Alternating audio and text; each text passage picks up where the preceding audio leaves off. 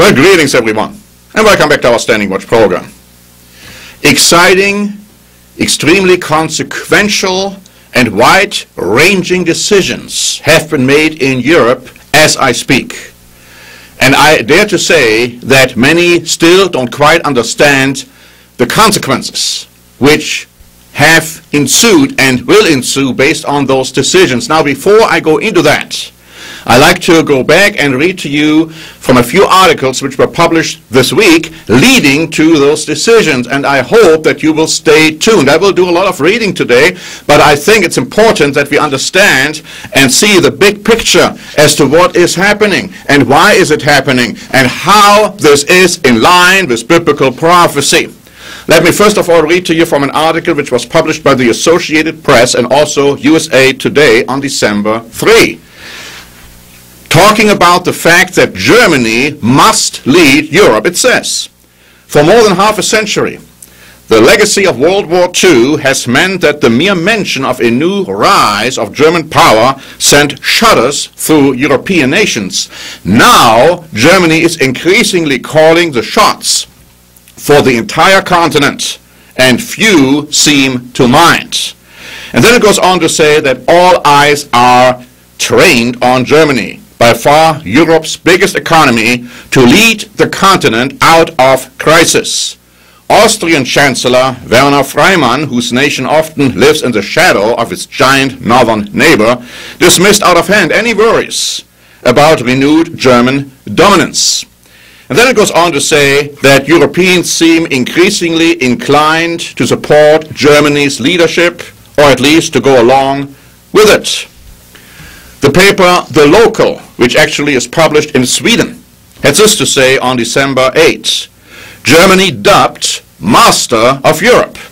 Germany is emerging as the Master of Europe. The article goes on to say, for the first time in the history of the EU, Germany is the unquestioned leader and France is number 2.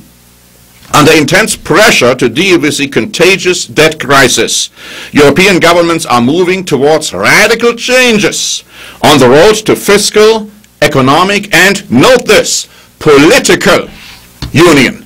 Political union. Der Spiegel Online wrote an article dated December 5 entitled, Britain Infuriates Europe. It says the British government is trying to obstruct the establishment of a common EU foreign and security policy. The formation of an autonomous military headquarters, now listen to this very carefully, failed last week after Britain alone resisted the move. The government of Conservative Prime Minister David Cameron has also been preventing the EU from issuing joint statements in international organizations. Now, mind this was published on December 5. It goes on to say, Pierre Vimont, the Secretary General of the European External Action Service, has complained privately that London has blocked a total of 96 EU statements. It goes on to say that tensions between Britain and other members of the EU have grown in the euro crisis. Well, as I will show you in a moment, they haven't just grown, they have reached a climax. But here's an article by the New York Times, dated December 3, talking about that it's not just Europe which is upset with Britain, but Iran is upset with Britain as well, more so than with any other countries in the world. It says here, if there's one country on earth where the cry, death to England, still carries weight, where people still harbor the white-hot hatred of British colonialism that once inflamed millions from South Africa to China, that country would be Iran. And then this very interesting article goes into the reasons as to why that is. Now, let's talk about the events of the last 2 days. Here is what the Daily Mail wrote on December 9. David Cameron was this afternoon returning from Brussels after sparking a furious debate over Britain's future in the European Union by refusing to sign up to a treaty to save the single currency. That's the British viewpoint.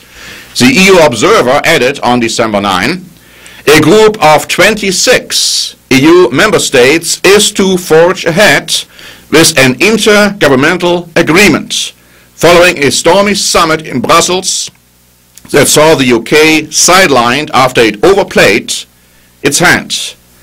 But now notice what else is being said in this article. The break represents a major symbolic shift for the European Union, which has never before cemented a disagreement so publicly and so thoroughly. And here is the take of the Associated Press, dated December 9, saying, the European Union said Friday that 26 of its 27 member countries are open to joining a new treaty tying their finances together to solve the euro crisis. Only Britain remains opposed, creating a deep rift in the Union. The new agreement and the new rift. Now, if that is not interesting to you, I don't know what is. Because it says this new agreement came on a now clouded anniversary 20 years to the day after the treaty that led to the creation of the euro was drafted. 20 years to the day when a treaty was drafted including Britain. Now an agreement is being made excluding Britain. Deutsche Welle wrote on December 9, Britain stands alone. Now the outcome essentially means that the 17 Eurozone countries will move ahead without the other member states. Now, other member states have joined, as we have seen, this concept, but it's going to be a treaty or a pact apart from the Lisbon Treaty. And some have said, oh, this might be illegal. Well, do you think in your right mind that any court will look at this, which is supposed to be a solution to the European problem, and say, oh, you can't do that, that's illegal? You would have to live in a dream world to believe that. The New York Times wrote on December 9 that the outcome was a significant defeat for David Cameron. And here's perhaps the most interesting article of all by Der Spiegel Online, dated December 9. It says, we have seen the birth of a two-speed Europe. And then it goes on to say, instead of a legally clean amendment to the Lisbon Treaty, which would have required the agreement of all the member states, a separate treaty will now be forged. Britain now stands alone in its rejection of the changes. The summit's outcome will seal the status. Let me repeat this. The summit outcome will seal the status of a two-speed Europe. Back home, Cameron is already being accused of driving his country into isolation. The loss of importance in Europe that Britain has now brought upon itself in the countries is not in the country's geopolitical interest. Indeed, its transatlantic partnership with the United States will suffer as a result. In the eyes of politicians in Washington, Britain has been particularly useful because of its ability to assert influence in Brussels. Now notice this carefully. Now, according to this article, because of this conduct by Britain, even the relationship between Britain and the US will suffer. It has already suffered. I recently told you that Britain has stated that African countries would not get AIDS if they are opposing homosexual relationships.